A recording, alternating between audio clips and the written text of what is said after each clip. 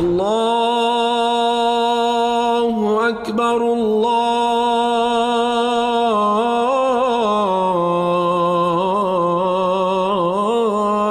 أكبر. Assalamu alaikum and welcome to the Islamic Center at New York University podcast, coming to you straight from the heart of New York City. We're building an amazing Muslim community here at ICNYU where everyone is welcomed and respected no matter where you're from or where you're at. This is the place to be. So open your ears and your heart and come along with us on another life-changing journey. Bismillah. Bismillah walhamdulillah wassalatu wassalam ala rasulillah wa ala alihi wa sahbihi wa man wala. So we've been looking at this text, if people want to pull it up, the Book of Assistance by Imam Al-Haddad rahimahullah, and we're finishing up chapter 10 that we were looking at last week. It was on bid'ah, on the importance of kind of adhering to the Quran and the Sunnah. And the next chapter, chapter 11, that we'll kind of get into in some capacity tonight, looks at more broadly why it's important to situate yourself in a proper understanding theologically within our tradition.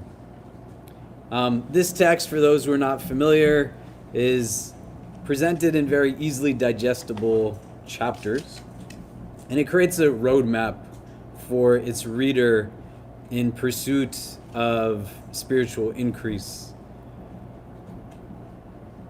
Where and how we've been going through it has just been piece by piece, extrapolating from each chapter over the course of multiple weeks. Some of you have been here since, I think, the winter. We've been kind of going at it at a slow pace. The idea is for us to think about conceptually, more abstractly, practically, how it is that these concepts and ideas and practices stand alone, how it is that they relate to one another, but where and how can we implement on what this is. This is what Imam Al-Haddad does. He starts with yaqeen as the first chapter, certitude, and it's very purposeful, right? The idea that we engage Allah Azza wa Jal multiple times in a day, ihdina sirat al-mustaqim, guide us on a straight path. The sirat, linguistically, already refers to a path that is pretty expansive. It's not really narrow, but it's something that's broad. It's not that just one person can walk on it, but multiple people can walk on it simultaneously. But the notion here is the text is giving us as a starting point, not a point of origin, but a destination. That each one of us in this room, those who have read this in multiple gatherings since its writing, are individuals who are not necessarily traversing this worldly plane in an individual capacity that's lonesome, but in a way where it's still our unique journey, right? If I asked each of you to stand up and walk to where I am seated right now, not any one of you would take the exact same steps as anybody else. It doesn't mean necessarily that any one of you would also be taking a set of steps that is better or worse. They might differ in quantity. Some of you might overlap in steps, but the understanding of giving us a starting point that's in a destination gives us a recognition that we want to have common ends, right? May Allah make us all people of Jannah, but we are going to have perhaps distinct beginnings. We go through a handful of chapters that talks about intention, niyyah, muraqabah, vigilance of the heart, right? You're watching over your heart so that your heart watches over you. A look at various concepts rooted in the awrad, having a daily litany that gets broken down into recitation of the Quran, the acquisition of knowledge, engaging in fiqh, reflection, as well as remembrances, very deliberately, adhkar, a regular set of litanies.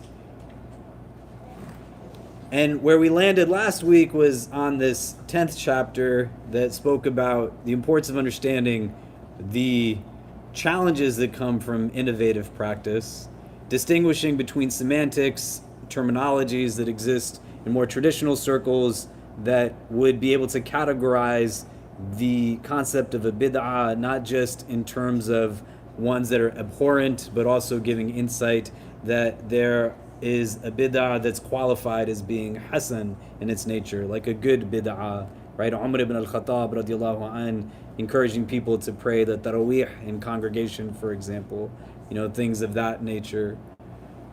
And where kind of in a more contemporary understanding, there's still the recognition of these things, but not given that terminology. And some would say that there's like no good bid'ah as such, but you all who were here last week remember the conversation. That brings us now to this chapter on doctrine. What I want you to do just for a minute is to take the text and look at not the chapter, but scroll to the beginning where there's a table of contents. And in the subject headers, take a minute, peruse them, and then turn to the person next to you. What are the ways that some of these things now relate to one another? Right? When we were looking at some of these things at the onset, it was a little bit easier to think about, well, how does yaqeen relate to niyyah and muraqabah? How do we understand the role of the inner self and the outer self in relation to the vigilance of the heart or our intention? These are all actions of the heart, etc. But now you want to start to think about it in relation to some of these other concepts, right? It's challenging at times when we look at religion in a way that separates what we have as a very robust tradition in every aspect, theologically, ethically, in terms of ritual and practice, spirituality. None of these things are meant to be separate from each other. They inform one another. But when you have rote memorization as an intrinsic part of learning pedagogically, it can become a challenge now when it becomes so instinctive to then think and reflect, well, how do these things inform one another? What do they have in terms of relation to each other? And it's not necessarily how do all 10 connect in some capacity. That would be something to engage in for a longer period of time, but thinking about the concepts overall, how might they relate to previous chapters? Because it's a journey. When you're taking this journey, you're not just saying, here's now where I pray, and here's now where I read Quran, and here's now where I engage hadith, and this is where I do charity. But you want to think, how does what the message of Surah Al-Asr invoke give me a deeper appreciation for Surah Al-Fatiha? Why is it important for me to understand conceptually this idea of muraqabah, and how does it relate to Surah Al-Ikhlas or my daily prayers or my giving of zakat?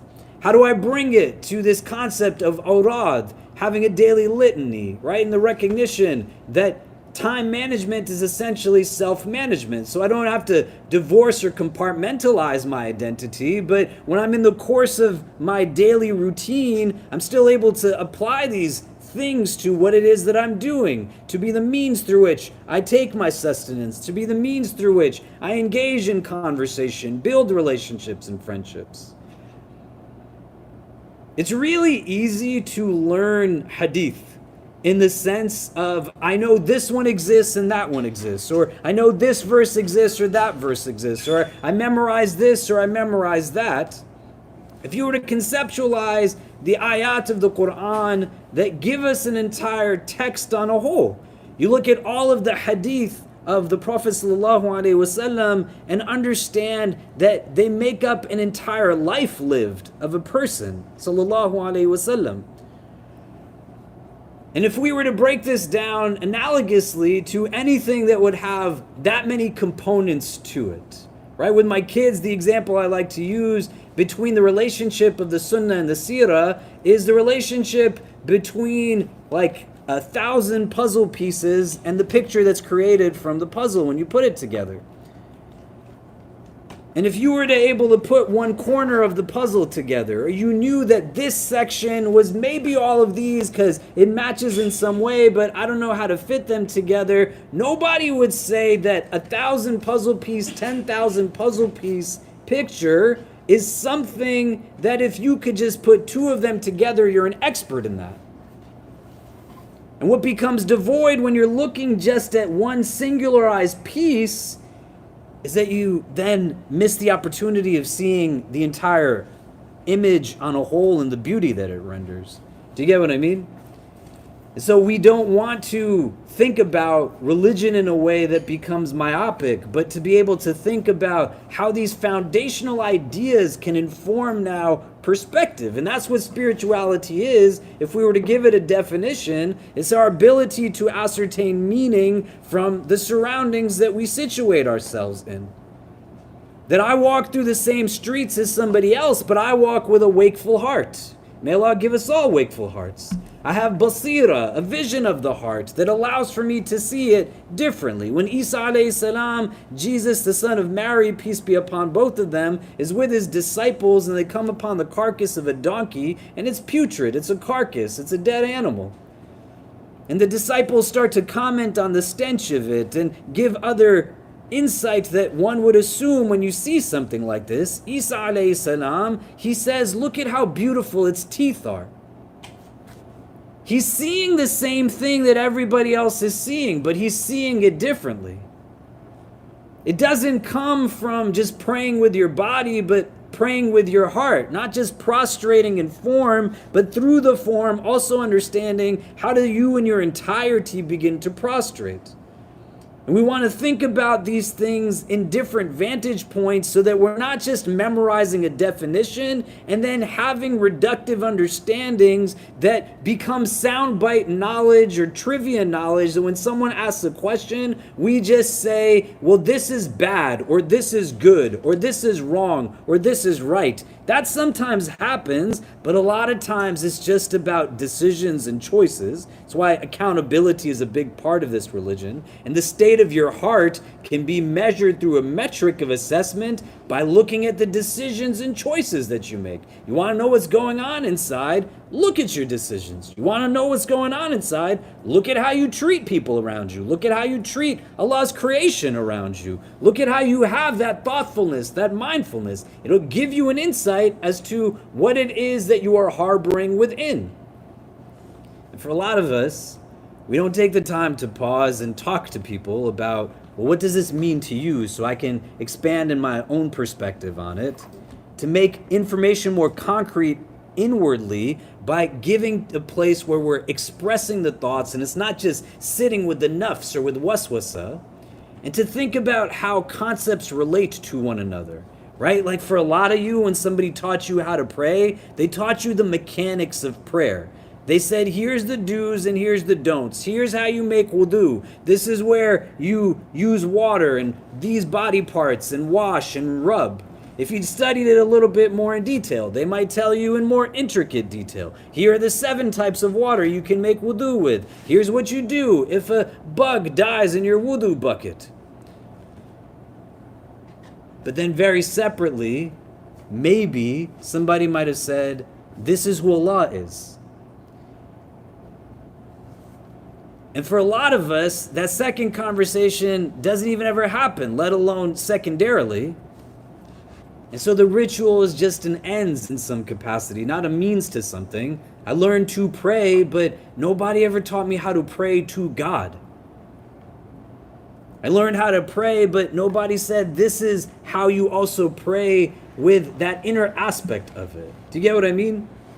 So let's take a moment to also just kind of decompress from whatever the day threw at us today, and we can start getting to a place of kind of discussion, pull up the table of contents, and look at the chapter headings in terms of the conversations that we've had thus far. Where do you see kind of connections? How do you see some of these topics informing one another? And then we'll come back and discuss and get into some more of the text, inshallah. Go ahead. Okay, so what are some of the things that people are finding or noticing? Any kind of connections across the way some of these topics inform one another? how they could potentially be linked, build upon each other. What did you discuss? Yeah. I feel like it was very similar. The way I saw it is like it's very similar to like our prophet's like journey as well. I feel like, for example, the reason it starts off with like certainty is like Imam Khalid Latif says like we need to be certain of like what we're doing. Like if we're building like a house, we need to like build it on like a very stable kind of ground. Like we can't build it on like muddy marshes, otherwise it's like not gonna be like structured. So I feel like when we're looking at the prophet's journey, it starts off with him in the cave and he sees the angel, but he doesn't know what's going on, and he goes to like find this like, what did I just see? So then his like wife and all, they make him certain like, oh, this you saw the angel, and this angel is coming from this omnipotent being. So he's becoming more and more certain like, okay, I am aware now, like, and then we're on transitions to like intuition. It's like building a foundation. That makes sense. Yeah. Great. Exactly. What else? What else did we discuss? Yeah. One of the things we discussed or noticed was that chapter 15 was on conduct in mosques, and chapter 16 was titled on the ritual of prayer. It was really interesting that conduct in these sections were put before the actual prayer. And I guess like one of the things we were just discussing is the importance of like rectification of character and of conduct with others, in addition to prayer and all the other things that we typically see as religions. Great. Other thoughts? What we discussed?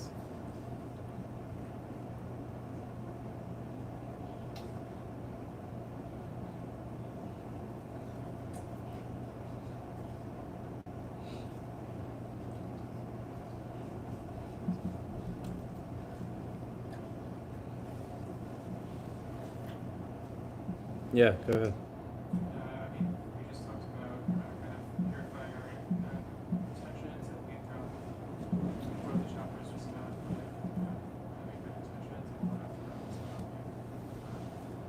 just having conduct. So how like intentions, you know, make sure that your conduct and vigilance are kind of all in line.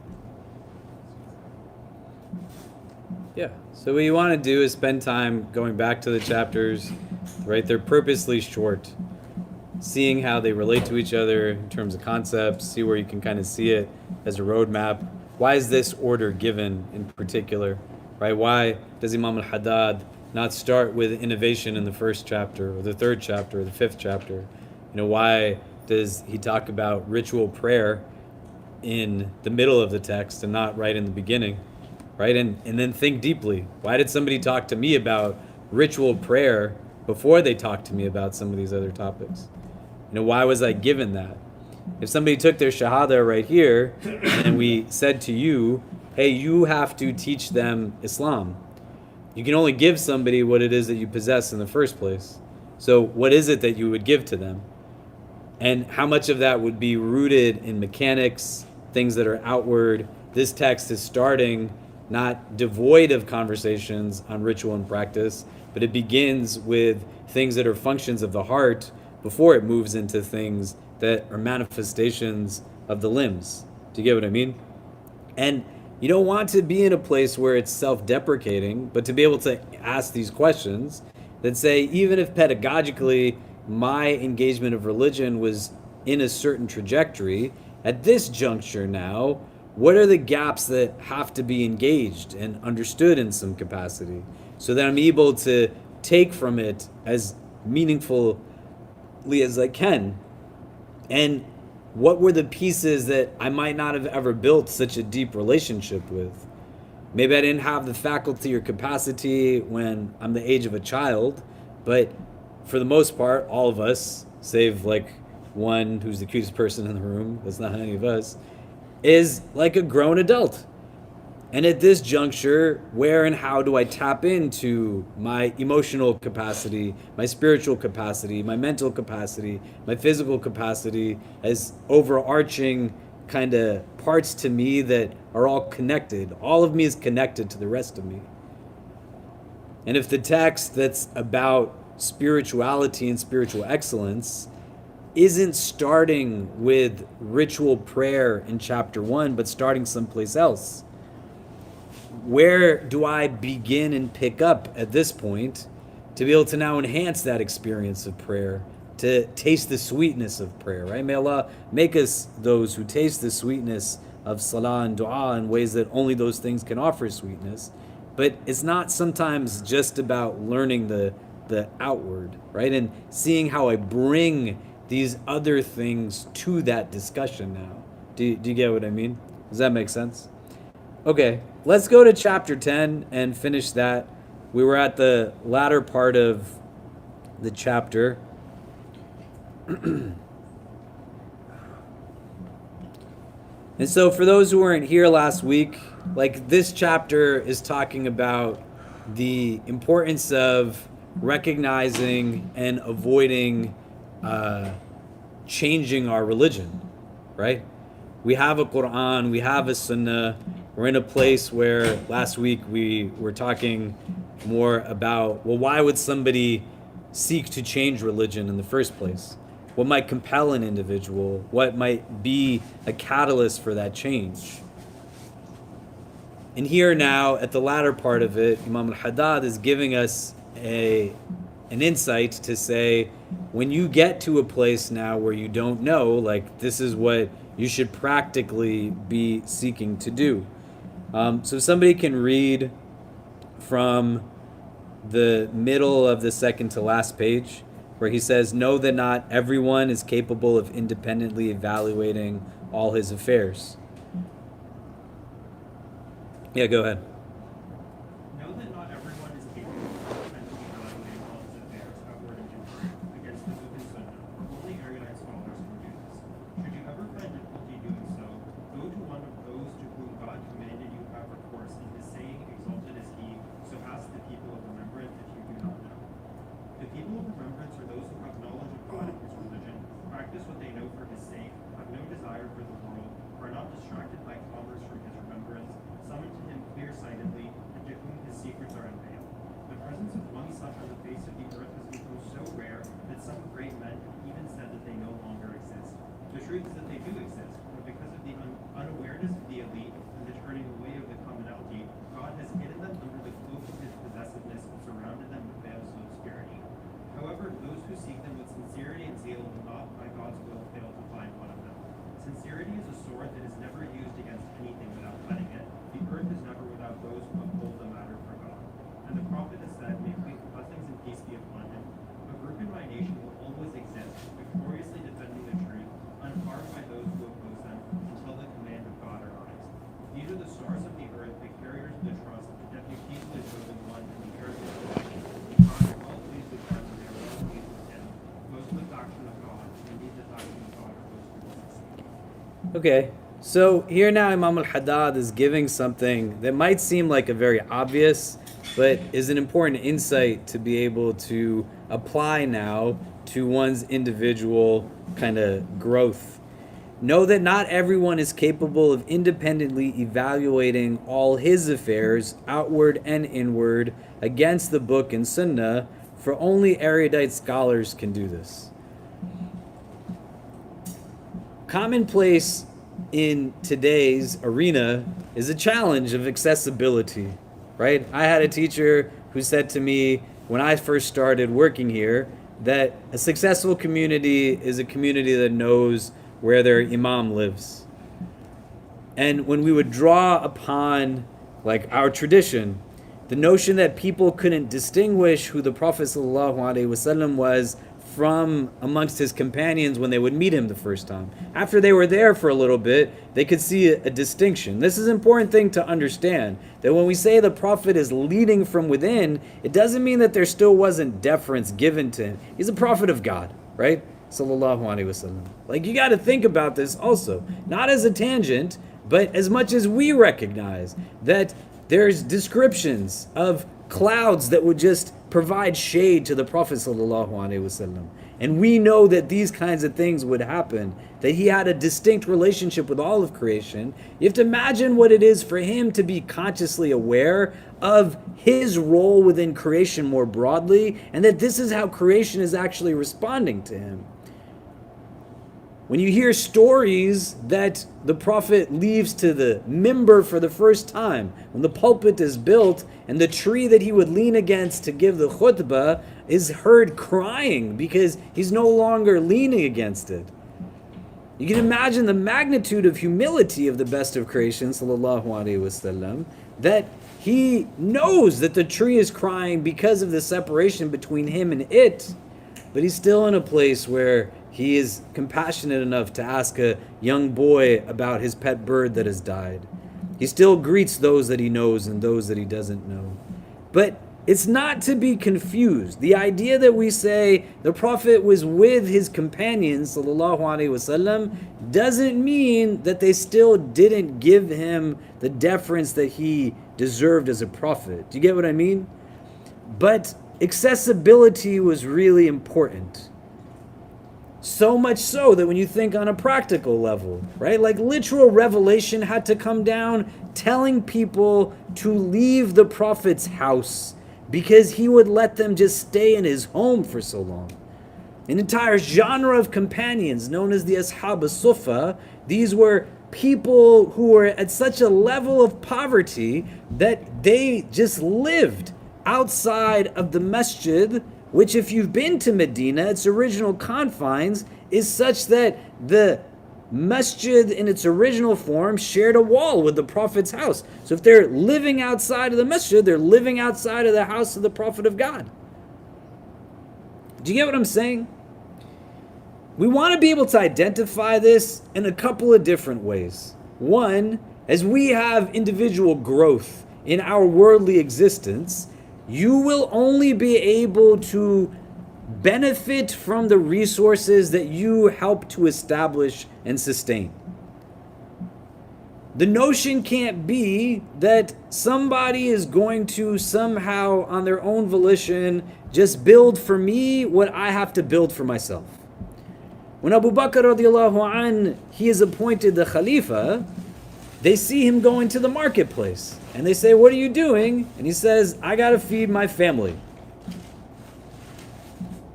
Because the Prophet didn't have a salary, right? He was the Prophet. He wasn't paid to be the Prophet. And now they have authoritative structure for the first time. There's responsibility that's there. They see him again at a second juncture, back towards his merchanthood. And they say, "What are you doing?" And he says, "It's not enough." For us to troubleshoot this idea of accessible scholarship and understand within the second paragraph that Imam al-Haddad is saying that there are people who are deeply knowledgeable, but they are put now into a place where it's not that their relevance is made obscure, but the obliviousness of those who are of all levels of social class are just not aware that they are there. Well, what is it that's removing accessibility sometimes? If you grew up in like a local masjid setting, you think about it, right? I have friends who studied usul al-fiqh for 7 years of their life. They're not able to get a job at a masjid that pays them nothing to begin with, unless they agree to do things that they weren't trained to do. We don't want to identify this just as rhetoric, but on a communal level, we're blessed, alhamdulillah, where we've had all different kinds of people work here. We're trying to figure out as we move forward who it is that we're going to hire, going into other roles. And this is not about us thinking like, where are we strapped, but to think where we have responsibility to replicate in pursuit of what other communities don't necessarily always have access to. A year from now, 2 years from now, we will, inshallah, hire another female scholar in residence. We'll hire another male scholar in residence. We will have broader representation. When people ask me, why did you hire Sheikh Suhaib Webb? Why did you hire Sheikh Aisha Prime? Why did you hire Sheikh Fayaz Jaffer? Well, I'm not black, I'm not a woman, I'm not a convert, I'm not a mufti, I'm not Shia. And for a healthy community that's of the size of ours, as well as the diversity of ours, to function well, we need to be able to cater to diverse needs, still rooted in what's authentic. Do you get what I mean? Most people are in a place where the absence of sensible structures, financially and otherwise, visionary, create this as a gap. If you go to any other city in this country, and most masjids have one person doing a job of a staff of like 20, educational programming is not able to be done at a deep level. It's not criticism, it's objective insight, so that when you have more wealth in your possession, you're actually building what is necessary. You're not just replicating what was done prior to. Does that make sense? Secondarily, here, there tends to also be a shift that supremacist mindset, whiteness can influence in the form of leadership, that ours is a servant-based model of leadership, right? In the consumer-driven society in which we live, where you have the CEO structure that has now an entire apparatus that is built to essentially serve the needs of the leader. The leader is not serving the needs of the ones that work for them. Do you get what I mean? And that mindset can be created very deeply within not just leadership structures in terms of like a religious scholar, but leadership structures on a whole. Board structures, governance structures. There's not necessarily conversations or understanding of communal needs that are data driven. And this becomes important to understand from the standpoint of religious sciences as well as just institutional growth on a whole.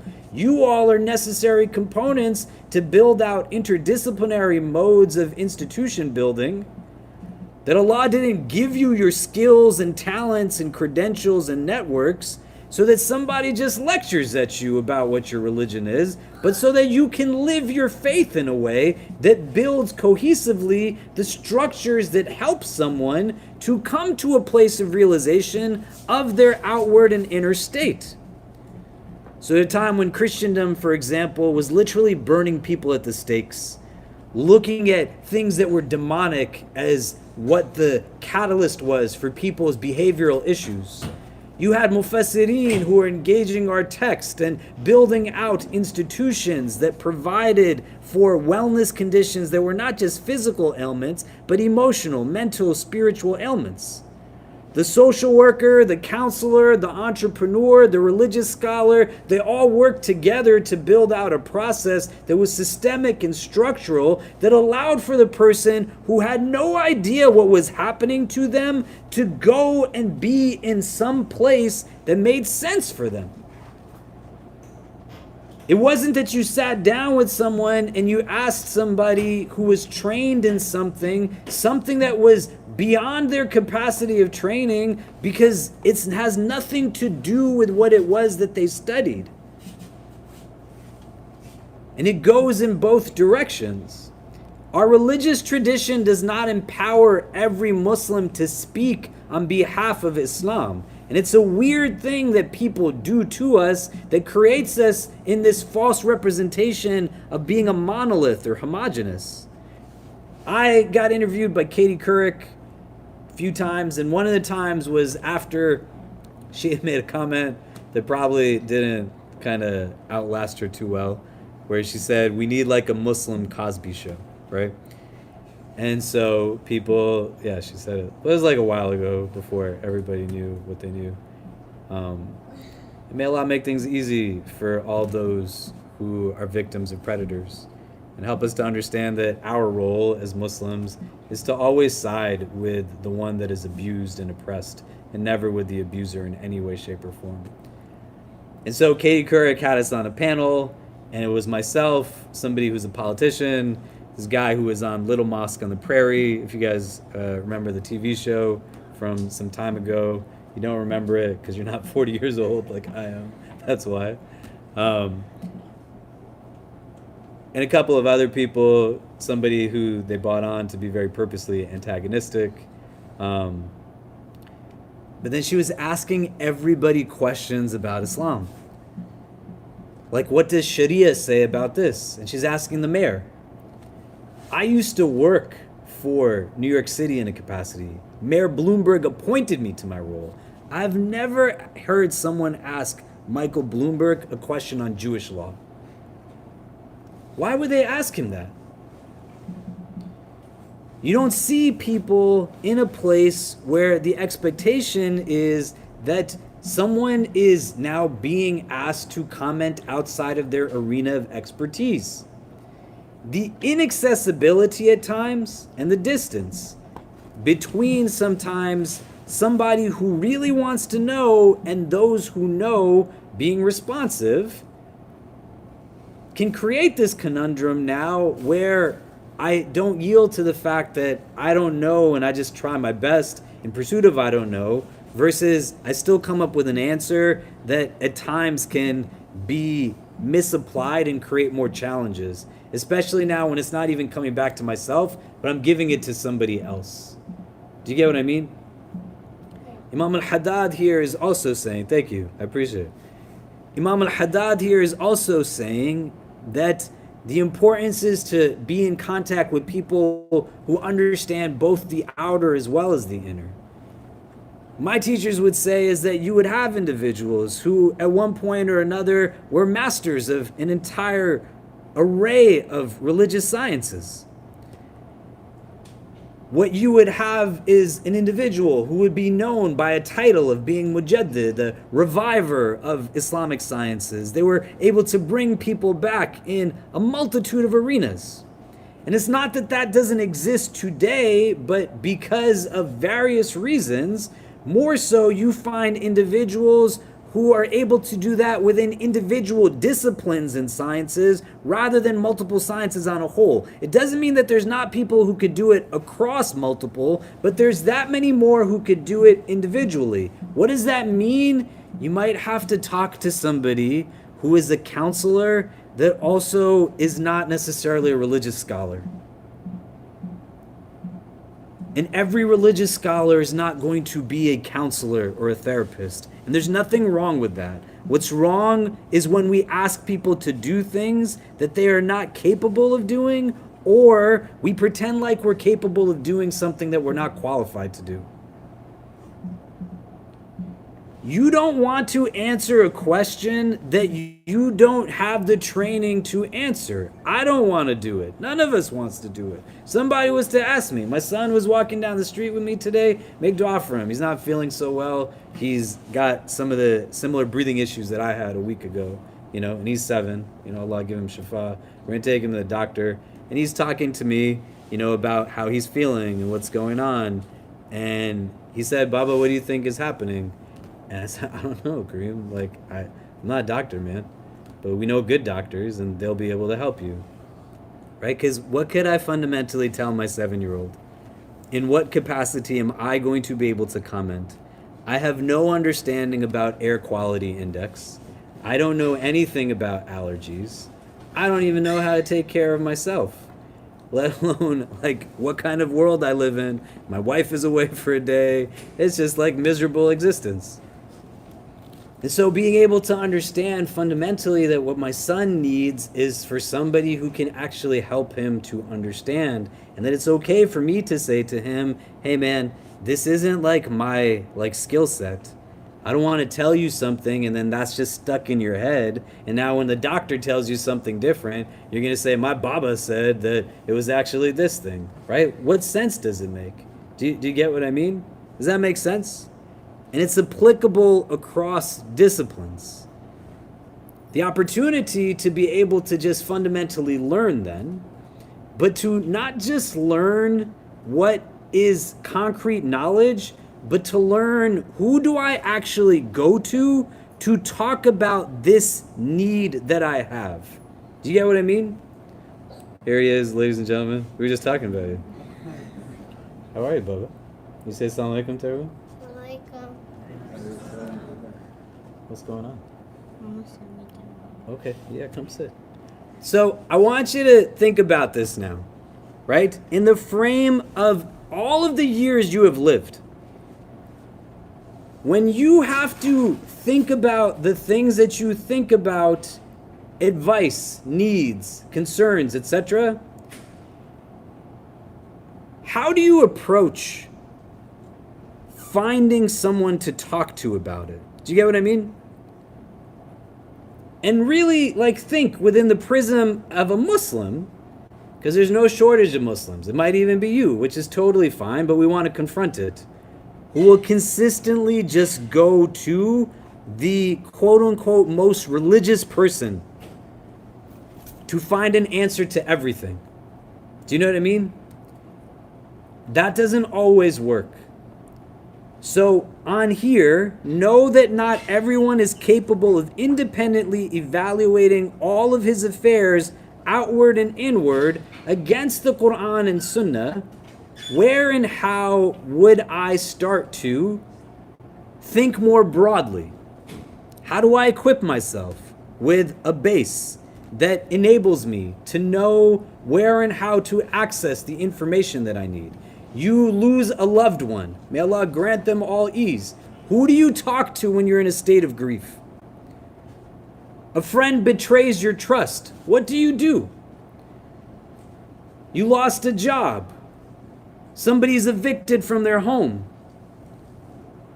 You get to a place where there's a need to be able to engage with people from outer and inner aspects. How do you start to build this?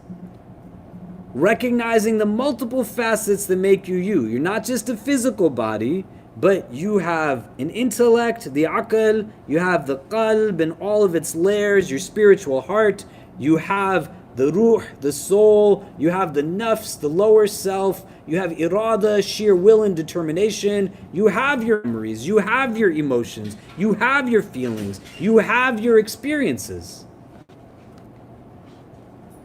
Where are the people that, if we were to create a generic bucket list for every Muslim, those who have knowledge that we should all have in our Rolodex, a referral, this is who I go to talk to know about this part of me.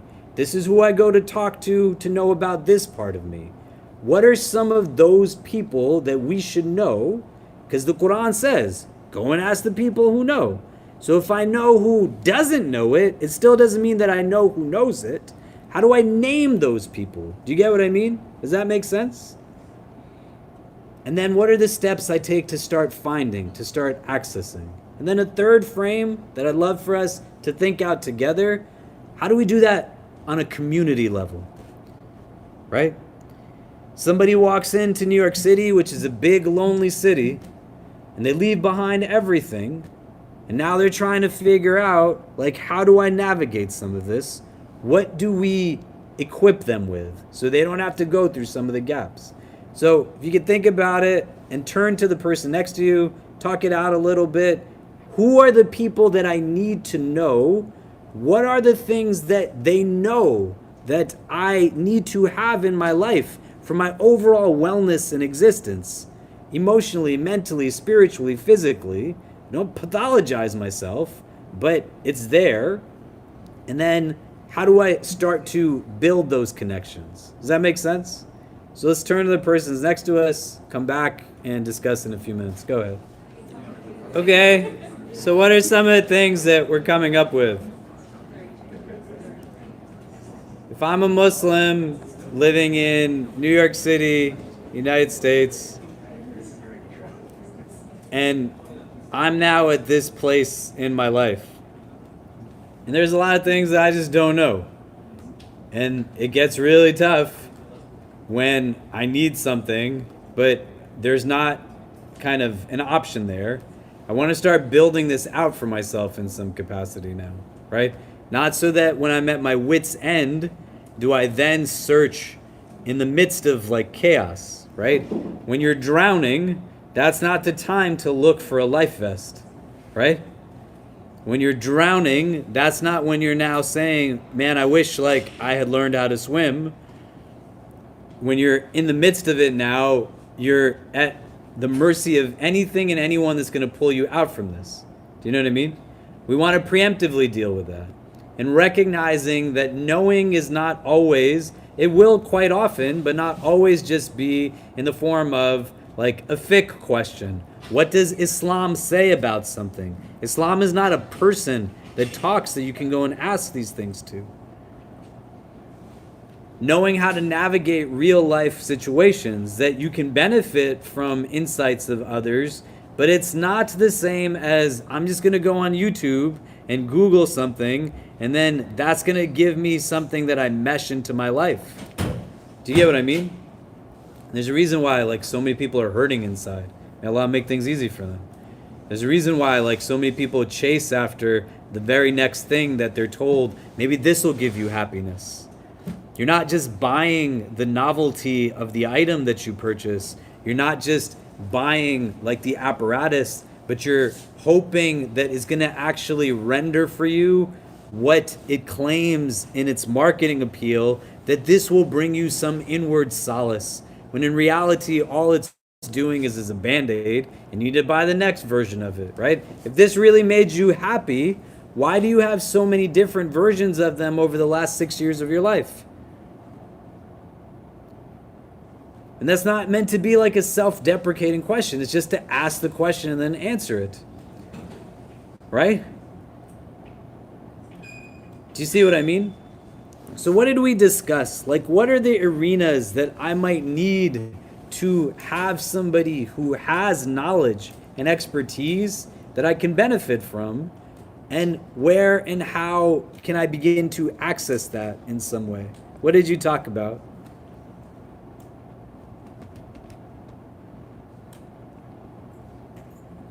Yeah, go ahead.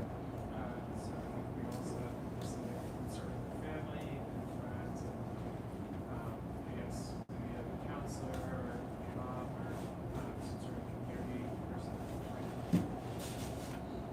Okay, great. How does that sound? Because that's probably what most of us do, right? Family, friends, maybe like a local community leader type person, right? But like, how messy are most of our lives? Do you get what I mean? I don't know how to do this. I don't know where to go to find this. This person told me this. That didn't work. Do you get what I'm saying? Family and friends can be a great outlet, but they might not know what they're talking about when they're talking to you, right? Doesn't mean they won't have an answer. That can't be criteria of expertise necessarily. We're talking about like where meet. Let me delineate a little bit more. You have a physical, emotional, mental, and spiritual sphere to yourself. You want to have wellness in every part of you. You don't want to just be equipped to achieve success materialistically. Because what's the point of having a lot of money if you're miserable? Really? What's the point of having a lot of money if you got degrees all over your wall, but you are just sad all the time? And how is the money going to teach you how to not be sad? Do you get what I mean? Does that make sense? Right? It can give you things. It can give you comfort. It can give you privilege. Right? It can give you a state of obliviousness to the realities of people who are distinct from you. But in all of the spheres of yourself, what are the things that you need to know? Right? I'll give you some examples. Right? Most of us eat garbage. It doesn't mean that like we shouldn't enjoy the blessings of what Allah gave to us. Can you go to your local imam and that person is going to teach you how to be nutritional? Maybe some of them might. I clearly cannot tell you like what kind of food you should be eating. I have the eating habits of a 7-year-old. This is why my kids and I get along so well, because that's what my palate is. Do you know what I mean? I can tell you things that I do for my own wellness and offer insight, but I'm going to always turn to somebody who's a nutritionist to be able to say, like, hey, we need some of this. Your mood is impacted by what you eat. You might not think that it is, but it is. Why do you feel happy when you eat certain things? Why are you more prone to anger when you're in those first couple of days of Ramadan detoxing from caffeine? The food is impacting your mood, whether you want to admit it or not. Where did you learn what kind of foods were good for your body, were good for your heart? Right? Literally, food that makes your heart hard also makes your soul hard. Do you get what I'm saying? It's not meant to be clever, but there's an aspect to it. There's hadith where the Prophet ﷺ says that Allah does not like the portly scholar. If you're like a real person of knowledge, you're not going to have a physical wellness routine that is non-existent. If you really get it and you really know, that's the kind of question I'm asking you. What kind of things do you need to know, and who are the people that are going to tell you those things? Because then some of it's going to be really easy, right? My son and I were just watching this new Netflix series on quarterbacks. Has anybody seen it? Quarterbacks series? Really? Yeah. Great. Yeah. You don't watch TV, you're good Muslims. MashaAllah. So Patrick Mahomes and Kirk Cousins and Mariota, the Falcons, Vikings, and Chiefs quarterbacks. The guy who's the Falcons quarterback, he hired one of his friends to be his cook. And the guy just makes him meals. That's his job. And my son and I are looking at each other. And Kareem, who just walked in here, he's like, Baba, you know, some of these guys, they make $3 million per catch, like, in this game. And I was like, yeah, that's probably right. Like, on average, if you break it down, they're making a lot of money. I was like, well, that's why that guy has his own personal chef. But he's also looking after his friends. He's got their back. He hired them, and that's what he's doing. I was like, Kareem, not gonna ever happen. Sorry, man. Right? But you don't need to know that. But if you know that that's some factor of knowledge, then you can actually go and learn from people on some of these things.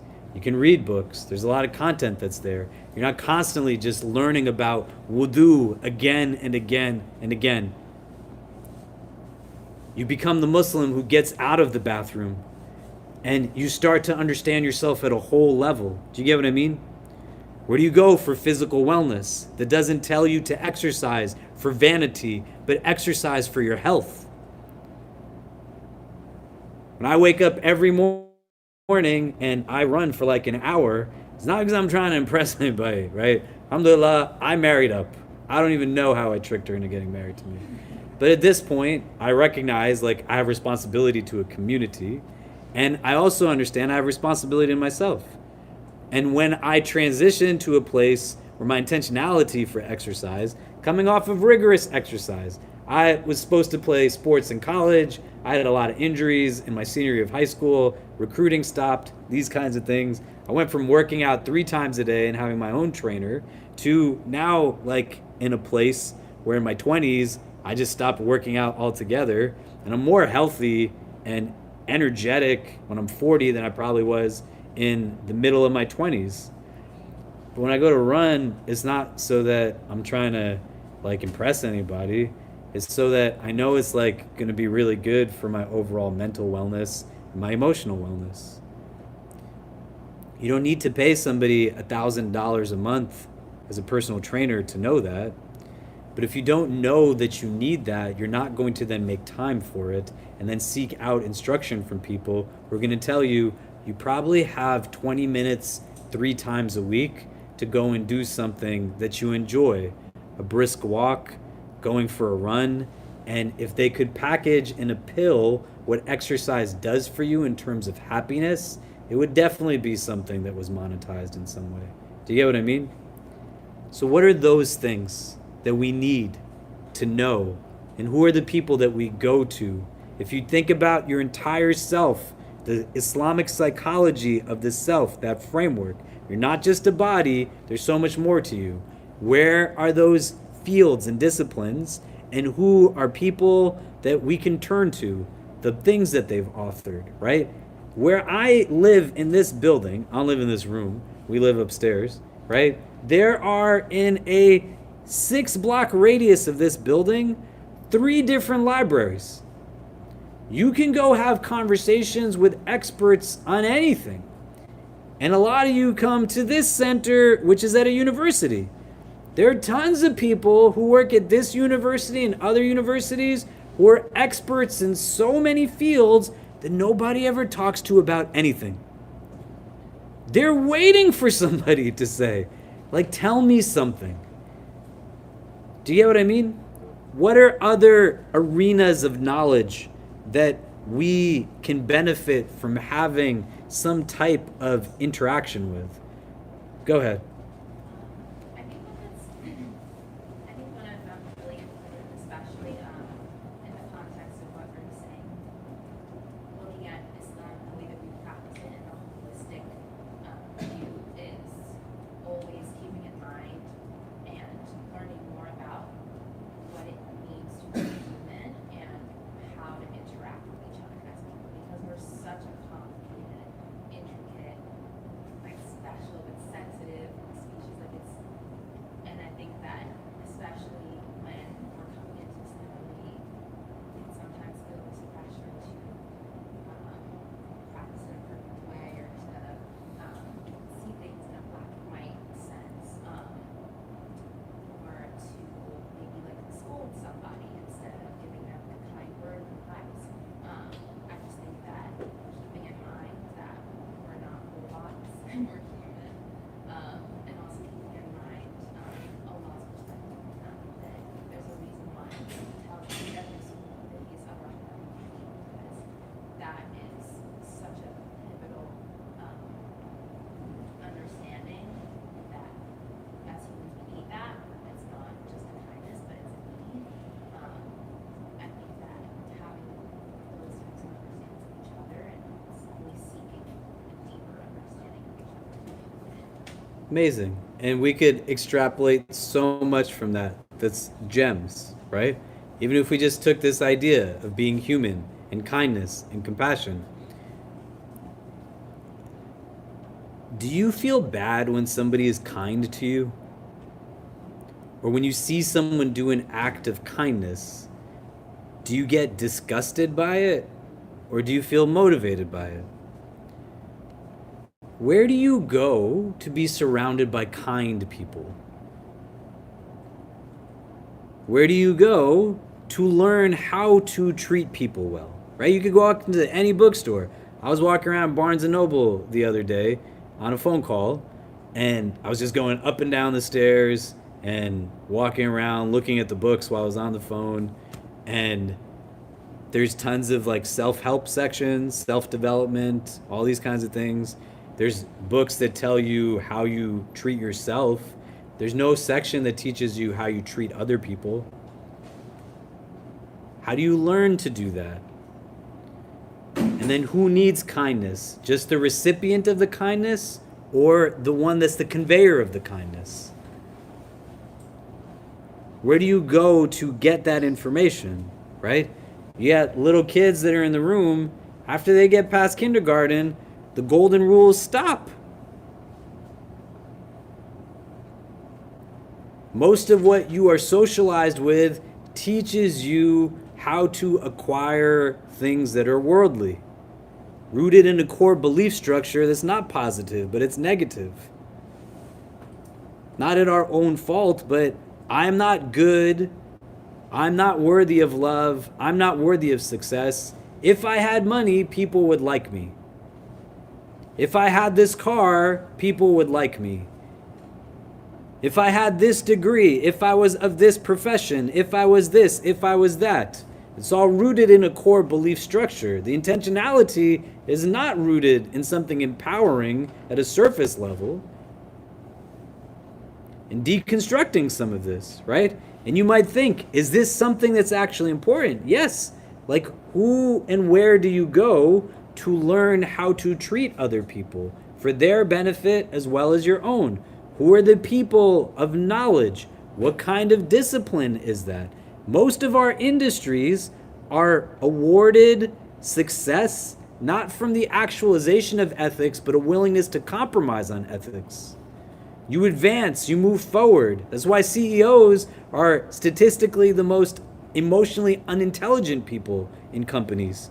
And the ones who are at like mid-level are more statistically emotional intelligent, because the guy who's at the top that they're willing to pay big money to is the one who's willing to tell you it doesn't matter that your family member is sick. You got to be in the office. It's going to make you feel like you're doing something wrong because you leave the job after 40 hours of work in a week. And it's not physical shackling, it's psychological shackling, right? Who teaches you about how you function cognitively? Allah built us so beautifully. Do you know how your mind works? And there's people who know, and they manipulate you to get to believe certain things about yourself so that you get stuck. You don't find contentment. Do you get what I mean? It's not to belabor the point, right? But if you don't know what these experts are, you gotta sit down, write in a notebook. Who should I be talking to about my emotional wellness, my physical wellness, my mental wellness, my spiritual wellness? What are the arenas that these things are impactful of me on, right? Why do you sleep the way that you sleep? Go talk to a sleep expert and tell them your sleep habits and see if it makes any sense, and then try to understand why your mood is the way that it is. Why your drive, your ambition, your presence in prayer. Do you get what I mean? Yeah, go ahead. We all mutually outline that we should go to family relatives or a counselor or an imam. But what we mutually questioned was how do we trust the imam, or how do we know that they're credible, or the resources that are online, how do we trust those websites, and how do we know that those are credible? I don't know. I mean, you think about how legitimacy is built, right? A lot of us, we look at credentials and degrees. You go to a local doctor because they graduated from a medical school, right? That's one way of credentialing and legitimizing. Another way that legitimacy is built out is from consistency, right? We understand somebody from a track record, right? Quran can teach us certain things, right? لِمَا تَقُولُوا مَا لَا تَفْعَلُونَ. Why do you say that which you don't do, right? So you want to be with people who are genuine, have people who they're telling you something that they're doing themselves. But what I'm trying to say is, don't let the exertion only be to the imam, because there's many disciplines of knowledge that you don't have to assess the character of the person. You can even go to a religious scholar and they're your professor, not your teacher. You don't have to take character for them, you take information from them. But there's so much more to you than just constantly knocking on the door of only the religious scholar whose podcast you like to listen to, or the religious scholar whose YouTube channel you subscribe to. I'm saying subscribe to the food nutritionist YouTube channel. Subscribe to the sleep specialist YouTube channel. Build a relationship preemptively with somebody who is a counselor that you can vibe well with, so that you don't walk into a space in a moment of difficulty and you're now trying to also feel out, do I really get this person or do they get me, right? And this happens, right? Anecdotally, but it's still something there. His brother came to see me a week ago, and he said, I am going to speak to a counselor after I have been in a difficult family that is toxic, abusive, and for the first 3 months, I've had to explain to this person who doesn't understand my cultural and religious identity all of these points that they're just not immersed in. Doesn't mean they're a bad person, right? But you got to know who you vibe with. You hang out with certain people, you have friends, you connect with certain people. It's not the same as, it doesn't matter who my mechanic is, but if you're talking to somebody about what's going on in your heart, then that's got to be somebody you're comfortable with, you know? And you navigate that plane and you know what the resources are, so it's not just everybody's appointment slots are booked out. Do you get what I mean? And you start to think about knowing yourself in terms of who you are in your entirety. And then these other pieces will start to line up in terms of like what it means. And what does it mean? Like when you are engaging a religious figure purely in a virtual capacity, this is a departure from how the companions engaged the prophet of God. It was a heart-to-heart interaction. You gotta try your best, but it's very different when you're listening to a recording of something versus you're sitting down with somebody who is making time to actually speak with you directly. Do you get what I mean? Does that make sense? So what I would suggest is thinking about this more broadly, right? There are like buckets of things that we can take a look at that are not just in the aftermath of illness, not just in the aftermath of tragedy, not just in the aftermath of difficulty and trial, but preemptively also in a moment where there's homeostasis. We start to think out, hey, I'm like a whole person. So who do I go to help me know about things that I've never even thought that I need to know about? I really ask you, like, honestly, just think about the basic things that you do. Why do you sleep the way that you sleep? Really think about it. Think about the struggle you have sometimes waking up for Fajr, when you really want to wake up and you can't. And you go and you delve deep into like spiritual texts and you hear talks that say, if God really wanted you to wake up for Fajr, he would have you wake up for Fajr. Why would Allah not want you to wake up for Fajr, man? What kind of depiction of the divine is happening in that moment, right? But what I'm saying is, did you ever go talk to somebody about like your sleep needs in relation to why you're sleeping through Fajr? Do you get what I'm saying? Do you ever talk to somebody about what time you should stop eating food before you go to bed and how that impacts the state of grogginess you're in when you wake up? Do you ever talk to somebody about what it's like on the nights that you're arguing with your parents or your significant other in ways that create agitation right before you go to bed? Or somebody who is a real knowledgeable person that you vibe with who says, this is what you're doing to yourself when you're staring at a screen right up until the time you go to sleep. Do you get what I mean? Okay, let's go back to the text.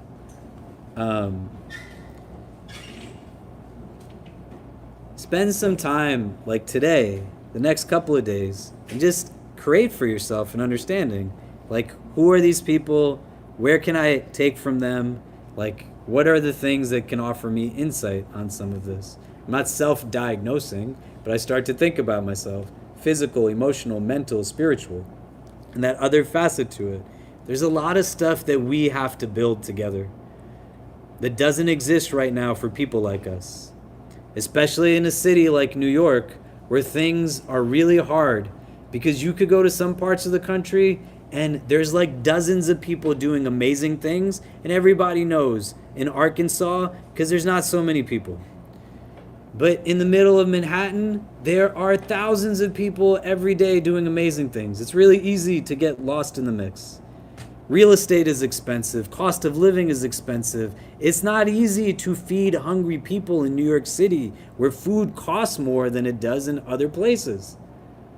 Allah brought you here for a reason. He gave you your skills. He gave you your knowledge. A part of understanding what you don't know is by embracing what you do know. Confidence is categorically different from arrogance. Your confidence allows for you to recognize with gratitude the skills and talents that Allah has endowed you with, and to use them not just in verbal expressions of appreciation, but in every part, formulaically through your limbs with gratitude. Why did Allah give me the spiritual gifts that He gave me? And then my confidence allows me to also be comfortable with areas of improvement that I have, my non-strengths, things that I'm just not good at. Arrogance just has me see what's wrong with everything around me. And it doesn't help me to see anything remotely good within me in a meaningful way. Do you get what I mean? So you're an ingredient in this interdisciplinary mode of institution building that you need, like your skill set, to be a variable in making these things happen for people's needs, outward and inwardly, to be built out. So as he continues, he says, the people of remembrance are those who have knowledge of Allah and His religion. So that's one aspect to it, right? We're asking, like, what are certain criterias of things? Like, somebody's going to tell you they're an expert. They're going to need to have a base of where they're drawing their information from. Does that make sense? So let me ask you, like, for yourself, if you don't read the Quran ever, how would you know what it says, right? And then, a second level, if someone has read it, is that enough of a reason for them to say, I understand what it means? What are the connections here? At a baseline, you have to equip yourself with a recognition of what this religion is about and being able to understand that just because somebody tells you they know something, that's not the basis through which you then determine they know something. I don't get to walk into a room and say, I'm so cool, and everyone's like, oh, he's so cool, just because I said it, right? You will assign value to me based off of what it is that I interact with you on.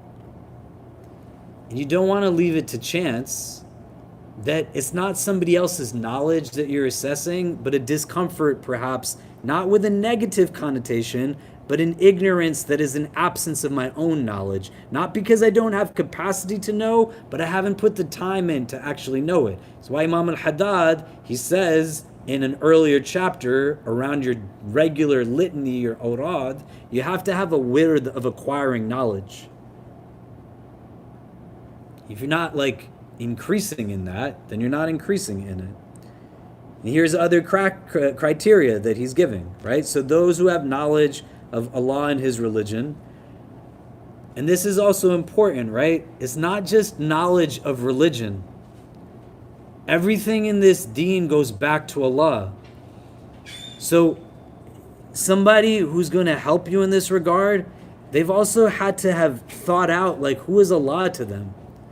Somebody's just giving you mechanics, but they're not giving you an opportunity to explore how this is connected to God, encouraging you to reflect on who God is. If you don't see the presence of the divine in their like language, the mention of Allah, if somebody loves someone, they're constantly, how much do you hear me talk about my son and my daughter and my wife? Have you ever come to anything that I've said where I don't talk about them?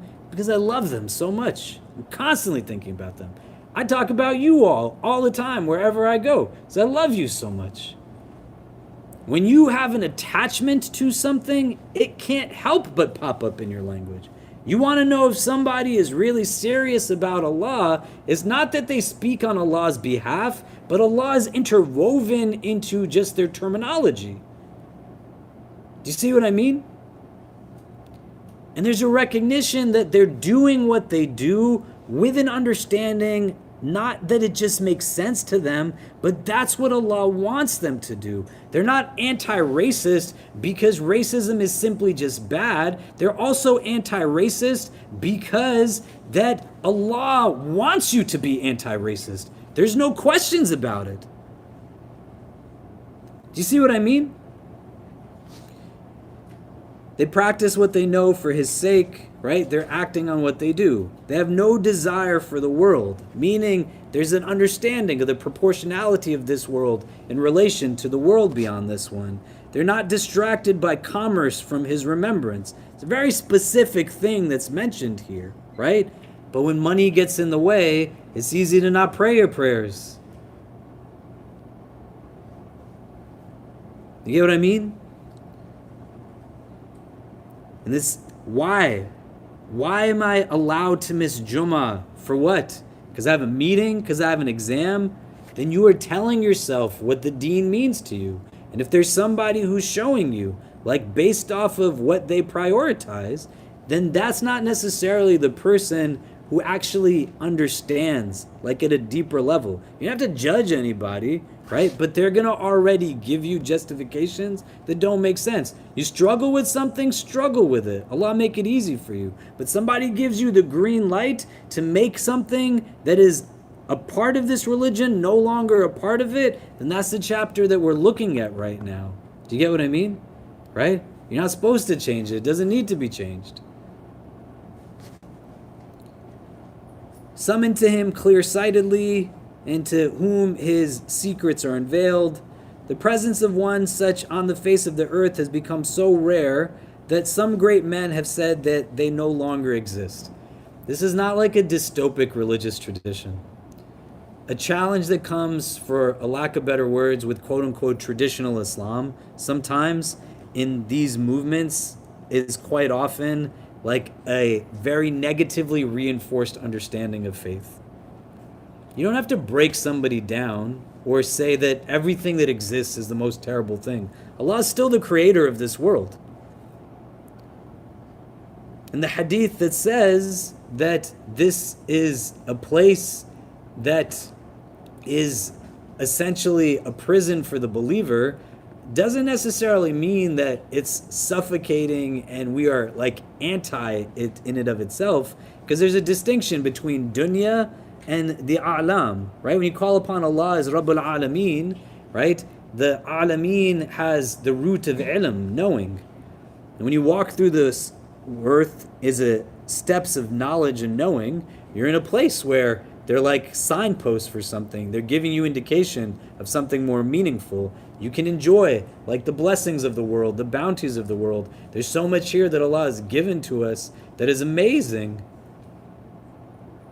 So you don't want to have like this idea that says everybody's terrible, everybody sucks, there's no point to it. It just creates this slippery slope that Iblis utilizes as a mechanism to render us passive, that says there's no point to it, like nothing will ever change. Everything has capacity to change, right? Do you see what I mean? We're meant to be people who adopt a sense of optimism, not excessive hopefulness, which is also a disease of the heart. You don't want to be delusioned and overtly romanticized, but still rooted in reality. Imam al-Haddad, he counters this point. He says people say that there's nobody there anymore, which is what like it feels when you're most alone, right?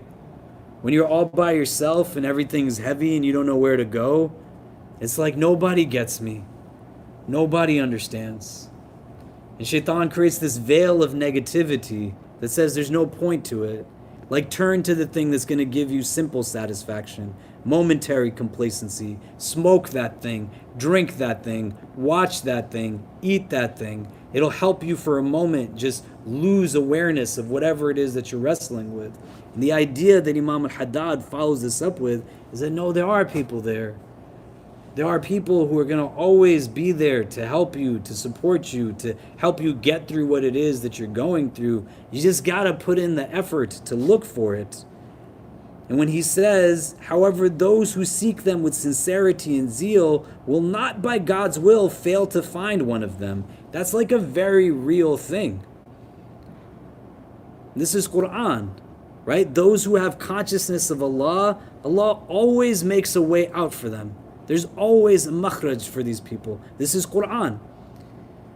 But it's intrinsic there, that the base is still rooted in that value, that conviction. So let's take a pause now. If you turn to the persons next to you, what are you taking away so far as we're wrapping up this chapter? We probably won't get into the next one tonight. But what are some of the things that are sticking out, some of the things that we're taking away from it, and then we'll come back and discuss. But go ahead. Okay, so what are some of the things we're taking away from today's conversation? What do we talk about?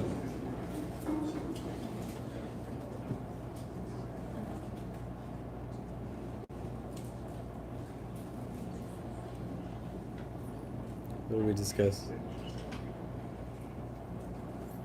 Yeah. One of the things we discussed was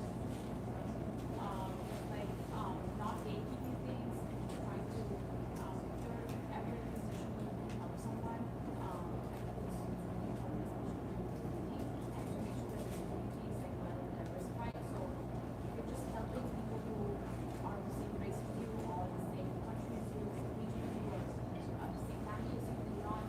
Yes, you're helping people, but you also need to like diversify.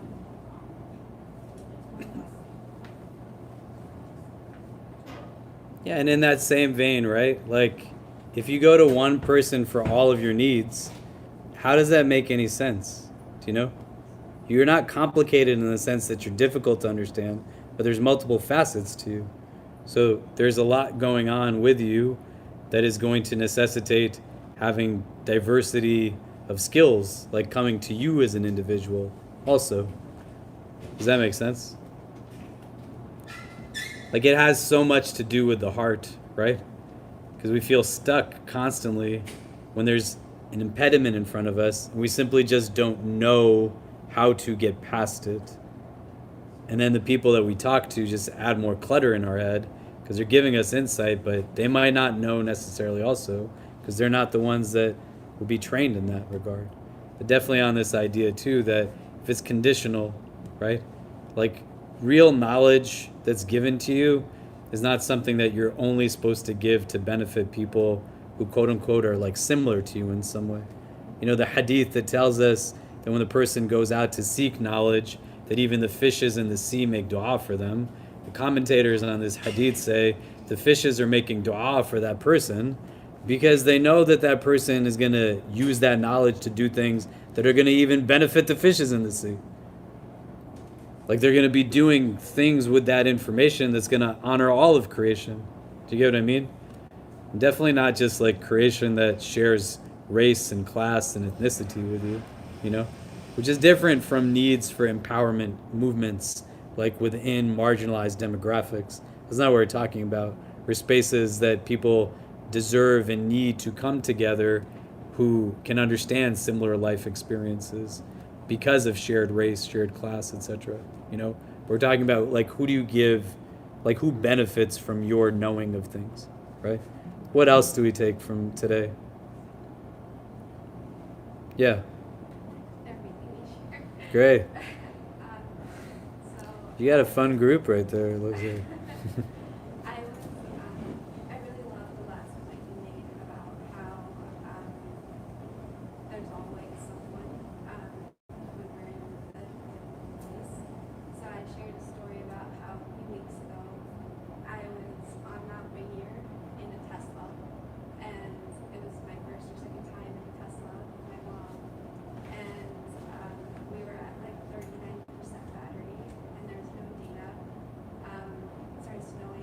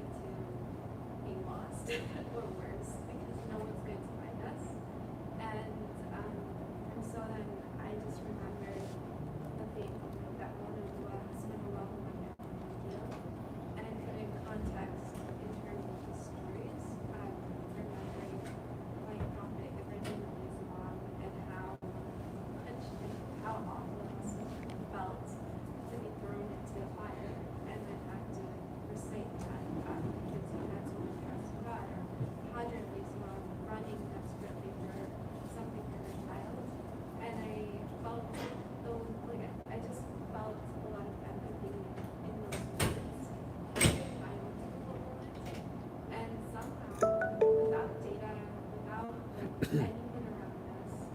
I was able to get to a charger at 5% battery, and I really convinced the only reason that happened was because I had these stories with me to take with me in a very difficult moment and to put those in context during that weird time.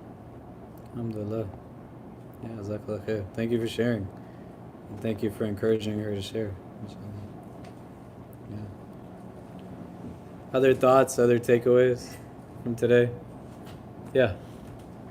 Just to add to what you said about the story, I just read something was talking about that basically Allah changes God's explanation for us people when we rely on Him, like for example, a water from the desert, or the fire to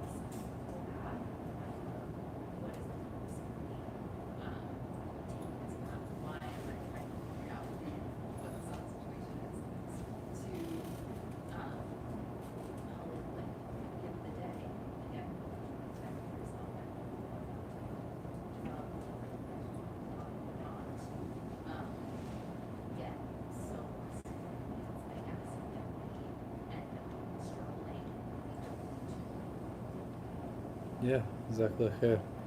Right, and a way to increase in even vantage points is through like learning. Like I would argue why a lot of people continue having these kinds of conversations that are not unimportant, as you say, but it's because we're limited to be able to express ideas around the things that we have familiarity with. And that's what so much of us have. You know, my wife, mashallah, reads a lot, and my kids as a result read a lot. And my dad, like, would see him with books in his hand all the time. And I realized, like, more and more just how much my wife is actually like my father, which has been an interesting experience for me to kind of come to terms with in certain ways.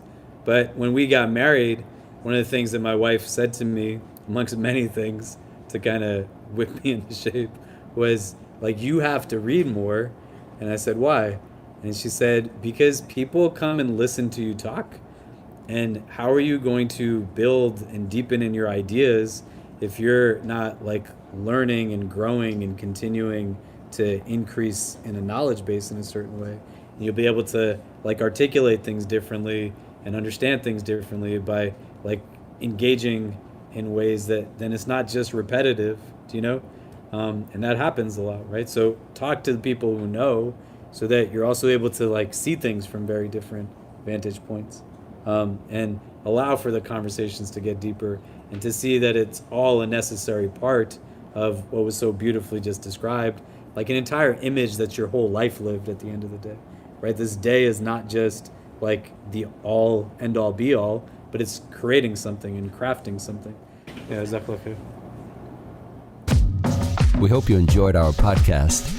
If you're inspired by the work that we're doing at the IC and want to help keep it going, subscribe to our podcasts, follow us on social media, donate to help support us at ICNYU.org, and most importantly, keep us in your continued du'as. Until next time, inshallah. Assalamu alaikum.